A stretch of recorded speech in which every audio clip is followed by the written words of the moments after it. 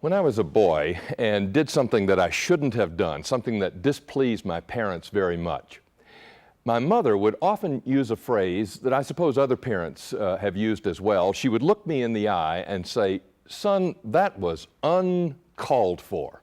It's an interesting phrase, isn't it? Uncalled for.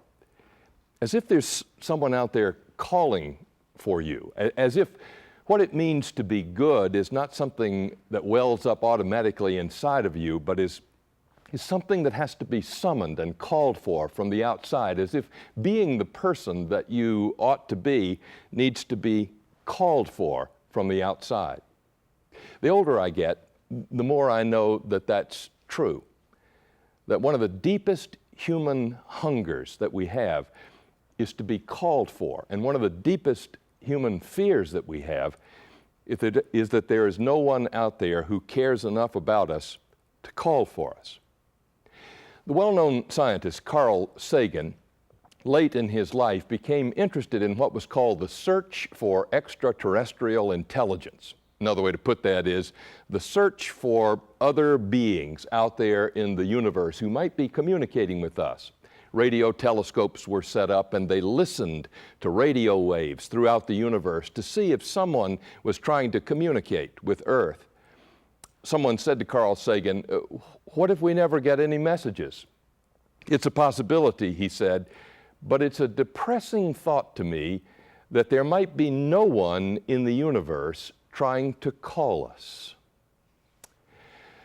Those of us in the Christian faith know that there is some being in the universe calling us, that God does not stand aloof from us and is not indifferent to us, but communicates with us, summons us, that we're called for. There's a wonderful story in the New Testament, it's in the Gospel of Mark, about two brothers, Peter and Andrew. They were fishermen, and one day they were casting their nets, and Jesus walked by on the shoreline. He saw them out there in the boat, and he called them. "Follow me," he said, "and I'll make you fish for people." And immediately they got out of the boat and they followed him, no questions asked. He didn't say, "I'll give you a bigger salary." He didn't say, "I'll make you famous." He simply said, "Follow me."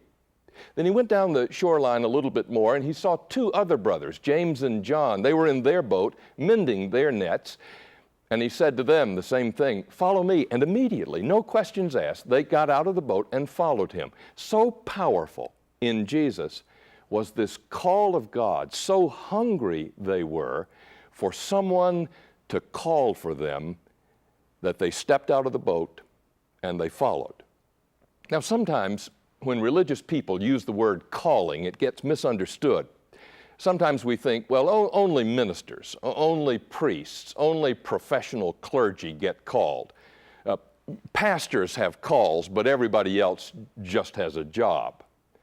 Well, that's not true. We believe that God calls everyone. And maybe you have experienced that call, but if not, if you knew how to listen, you could hear God calling you right now. But how would you know if you're being called? How would you know how to hear it? How would you know how to recognize that God is calling you?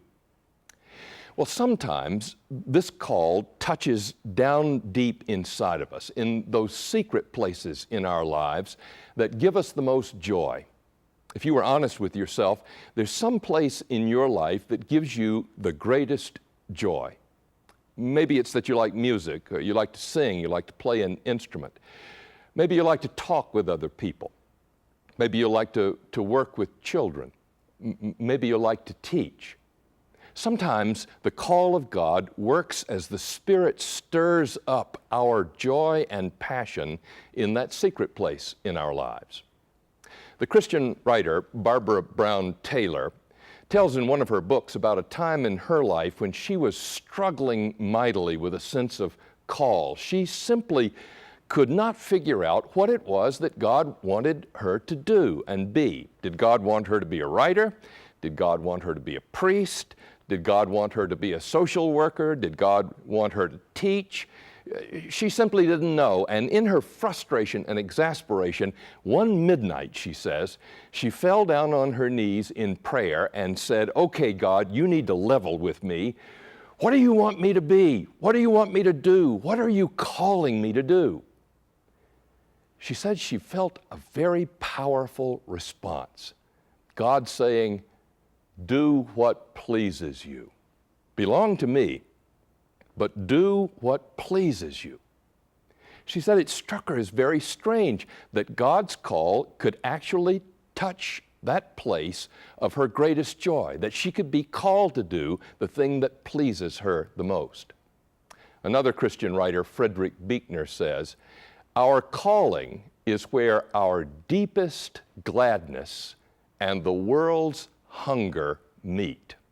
Think about that. Our calling is where our deepest gladness and the world's hunger meet. But there are other times when God's call does not come so much to a place inside of us, but comes from a place outside of us. Sometimes we're being called to places we never dreamed we'd go, to do things we never dreamed we'd do, to say things we never dreamed we'd say. Several years ago, they buried a woman named Grace Thomas at the First Baptist Church Cemetery in Decatur, Georgia. You've probably never heard of Grace Thomas, no reason that you should. She was the child of a streetcar conductor from Birmingham, Alabama. She fell in love with a boy from Georgia Tech in Atlanta, and she moved to Atlanta and married him, full-time wife. To support the family, she took a job as a secretary at the state capitol in Atlanta. She was now full-time wife and full-time secretary.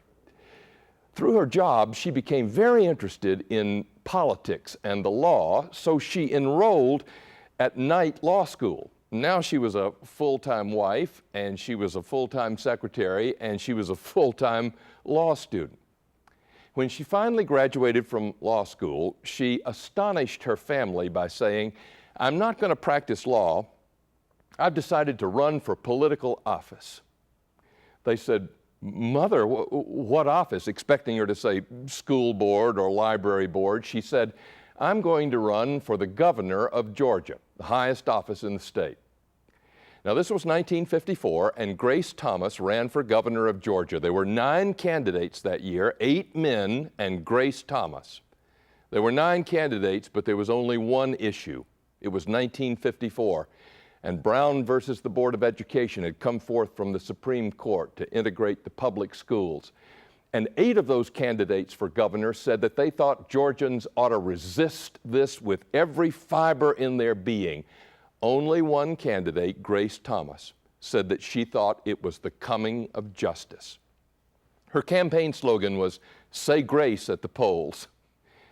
Not many people did. She ran dead last, and her family was relieved that she had gotten this out of her system, but she hadn't. In 1962, she ran for the governor of Georgia again. This time, the civil rights movement was in full flower and the stakes were high. And she went around the state with her message of progress and prosperity and racial harmony. And she received death threats on her life, and her family feared for her, and they traveled with her to protect her. One day, she went to give a campaign speech in the little town of Louisville, Georgia.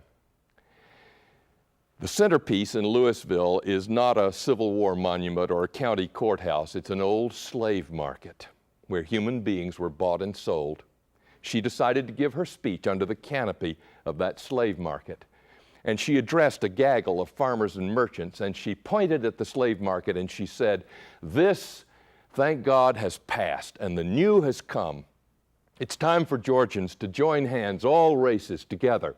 Somebody in the crowd shouted at her, "Are you a communist?" "No," she said. "Well, where'd you get those gall-darn ideas?" She thought about it for a minute, and then she pointed at the steeple of the First Baptist Church, and she said, "I got them over there in Sunday school." Some Sunday school teacher had called Grace Thomas, and now she was saying things she never dreamed she'd be saying, and she was called into places she never dreamed she'd be called. Jesus is walking along your shoreline today and calling you, and none of us is uncalled for.